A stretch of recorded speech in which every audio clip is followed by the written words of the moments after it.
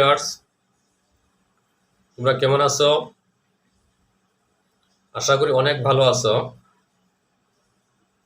নবম দশম শ্রেণীর গণিত অর্থাৎ নবম অধ্যায়ে আমরা 9.2 এর পর্ব 10 আমরা আজকে একটি সৃজনশীল প্রশ্নের সমাধান করব। 29 নম্বর সৃজনশীল প্রশ্নের সমাধান করব। সেটা দেখার জন্য তোমাদের সবাইকে ধন্যবাদ। আজকে আমরা 29 নম্বর প্রশ্নে একটি উদ্দীপকে একটা চিত্র দেওয়া আছে। ত্রিভুজ এ বি সি এর এ কোণের মান দেওয়া আছে এক্স প্লাস ওয়াই, বি কোণের মান দেওয়া আছে এক্স মাইনাস ওয়াই এবং এ বির মান 1, বিসির মান √3 দেওয়া আছে। প্রথমে বলা আছে প্রদত্ত চিত্রের আলোকে এসি এর দৈর্ঘ্য নির্ণয় করো। তাহলে আমরা এসির দৈর্ঘ্য নির্ণয় করব আমরা চিত্রের আলোকে। এই ক্ষেত্রে আমরা দেখো প্রথমে 29 এর ক দিয়ে আমরা চিত্রটাকে আমরা আগে এঁকে নিব।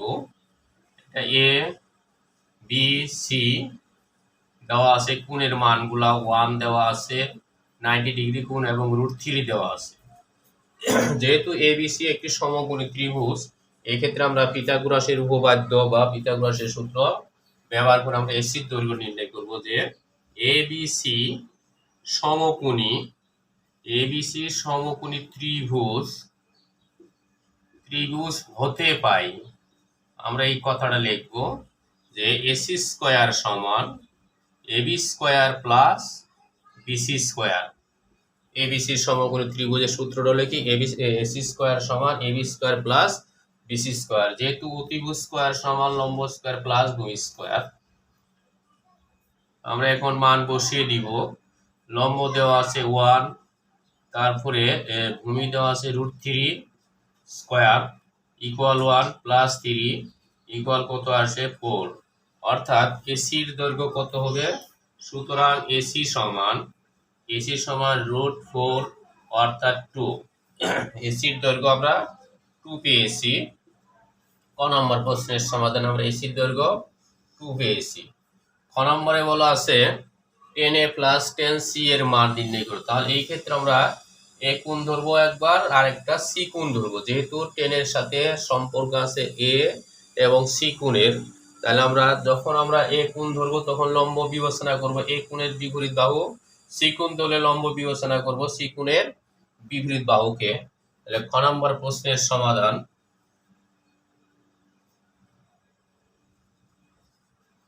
এখানে আমরা আবার একটু চিত্রটা দিতে পারবো, অথবা ক হতে পাই, ক হতে প্রাপ্ত বা পাই এসি সমান আমরা পেয়েছি 2। যেহেতু এসি সমান 2 পাওয়া গেছে, আমরা চিত্রটা রাখতে পারবো। একটি সমকোণী ত্রিভুজ, এসির মান 2, এবি তারপর সি কোণ এবং এ কোণের কথা বলা আছে এখানে। তাহলে আমাদের 10a প্লাস 10b এর মান বের করবো আমরা। 10a প্লাস 10b, এখন 10a plus 10b, 10a plus 10c দেওয়া আছে। আমরা এ কোণ এবং সি কোণের মান আমরা বের করবো। এ কোণের মান যদি আমরা ধরি তাহলে কত? 10 এর সমান লম্ব বাই ভূমি। লম্ব আছে কি √3, ভূমি আছে আমাদের 1, প্লাস যেহেতু সি কোণ ধরছি লম্ব হবে কত? এবি, আর ভূমি হবে আমাদের বিসি, তাহলে 1/√3। এই ক্ষেত্রে আমরা একটু লসাগু করব। √3 লসাগু, √3 আর √3 গুণ করে 3 প্লাস 1 সমান আমাদের 4/√3। এটা আমাদের খ নম্বর প্রশ্নের সমাধান। যেহেতু আমাদের নিচে আমাদের রুট আছে, তাহলে রুটটাকে যদি আমি মুক্ত করি তাহলে উপরে আসবে 4√3, নিচে শুধু 3 হবে। আমাদের খ নম্বর প্রশ্নের সমাধান।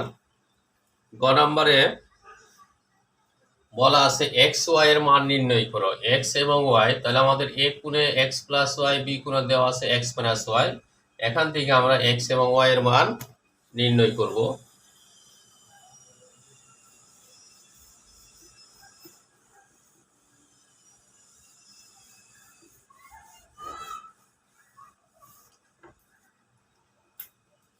গ নম্বর প্রশ্নের সমাধান। যেহেতু চিত্রতে বলা আছে, আমরা চিত্রটা একটু আবার দিতে পারবো। এ বি সি, এখানে এক্স মাইনাস ওয়াই, এই ক্ষেত্রে দেওয়া আছে এক্স প্লাস ওয়াই, এখানে 2, এখানে 1 এন্ড √3। যেহেতু আমি তিনটা সূত্র আমরা জানি, সাইন, ট্যান, কস, এবং বাকি আছে বিপরীত, সেক, কোসেক এবং কট, এগুলোর ছয়টার যে কোনো একটা নিয়ে আমরা এই সমাধান করতে পারবো। চিত্র হতে পাই, অথবা আমরা যদি সাইন লেখা হয়, sine sine x plus y, তাহলে সাইনের সূত্র হলো কি লম্ব বাই অতিভুজ। তাহলে লম্ব দেওয়া আছে বিসি, তাহলে অতিভুজ আছে 2, তাহলে √3/2। আমরা জানি সাইন সাইন কত ডিগ্রি মান? √3, সাইন 60 ডিগ্রির মান। তাহলে আমরা সাইন 60 ডিগ্রি মান √3/2, অর্থাৎ এক্স প্লাস ওয়াই সমান সমীকরণ কত? 1।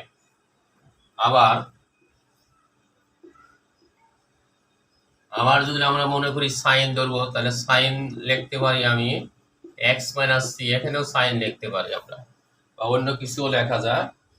যেহেতু লম্ব এটা, অতিভুজ এটা, অর্থাৎ কত হবে? হাফ।